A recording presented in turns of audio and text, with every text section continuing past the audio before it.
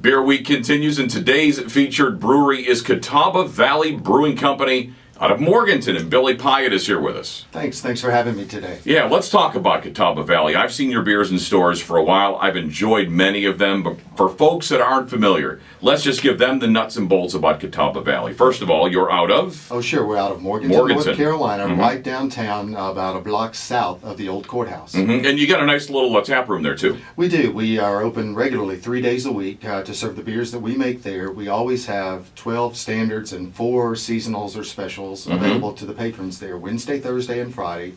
Some Saturdays we have live entertainment. We have a wonderful stage with a house sound system, and we get some regional and even somewhat national touring acts that come through. And like a lot of brewers now, you guys are canning. We are. We invested in canning on a very small level about January of 2012. Very manual machine. Over the year that we were in that manual mode, we decided that we could actually make cans and get them out to the public. We also decided we couldn't keep up with demand. So this year, in December, January, we bought and installed an automatic canning line. We can now go from 2 cans a minute to a little bit over 40 cans a minute, so that we can supply cans much more deeply into the markets we cover. I bet folks have seen your beers in stores and maybe not even really thought much about it. Rattle off a couple of your names, for people that aren't as familiar, but they'll say, oh, I know that one. Oh, I've had that one. Absolutely. Our most popular canned product is Farmer Ted's Cream Ale. We also do our Firewater India Pale Ale and our White Zombie Belgian White Ale in the cans. We do those in draft as well. We sell draft beer from basically Knoxville, Tennessee, through the I-40 corridor, down through Greensboro, and all the way out to Burlington, North Carolina. We're edging out our expansion program so that you can find our products in a lot of North Carolina and eastern Tennessee. You'll find Firewater on taps throughout Asheville. It's our biggest seller outside of our brewery. Yes. Now, what's the big news, though, you've got for us? You're no longer just a Morganton brewer. No, it's been interesting. We've been in this business for 14 years, and our largest market, our first market was Asheville, North Carolina. We sold our first kegs to Mellow Mushroom and Barley's in 1999. Our largest market has always been Asheville, North Carolina.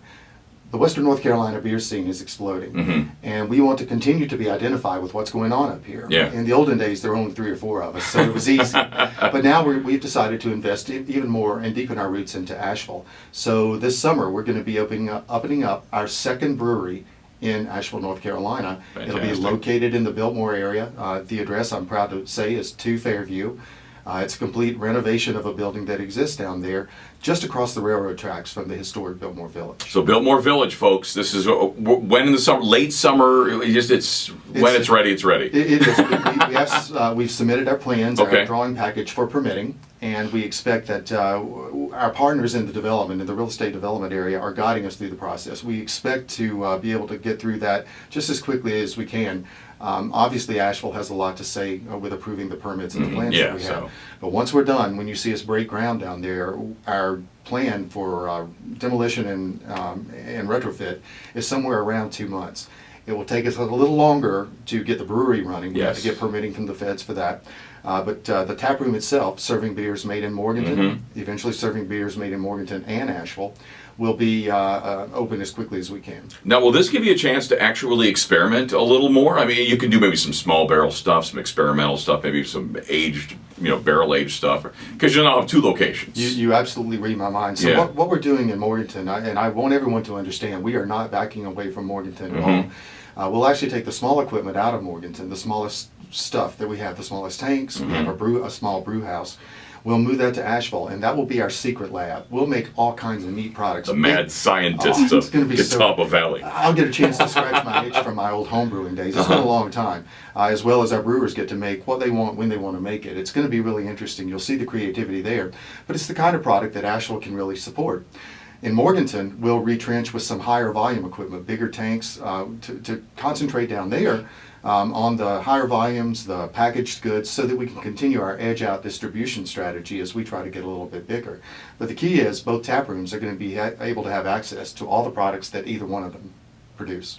And a great idea to be there in the Biltmore Village. There's really not a whole lot of beer options, really, to be honest with you. There's some dining, but There is one. A good friend of ours is going to be almost right across the street, and that's French Broad Brewing. And I think that together we can work to bring more of the beer tourists and the beer locals out there to see what we're going to do in Biltmore. That's true. Sometimes you almost, and I hate to say this, I've been there multiple, you almost forget about French Broads location-wise, because they're not right there in Biltmore Village, as you will not be, but you're a stone's throw from it. And that'll be good because, people sometimes, they'll go to an area where there's multiple breweries. So they'll stop by Catawba and they'll stop by French Broad. Oh, let's go over there for a beer. Let's try. So it brings more people to the area. It might even spawn another brewery. Well, we certainly hope that it brings more people to the area. Biltmore is a really neat place. A lot of tourists, a lot of great dining, some entertainment options there. We're a quarter-mile walk from the Bohemian Hotel. Yeah. Really, it's and Moe's Barbecue's right there too, right? Great.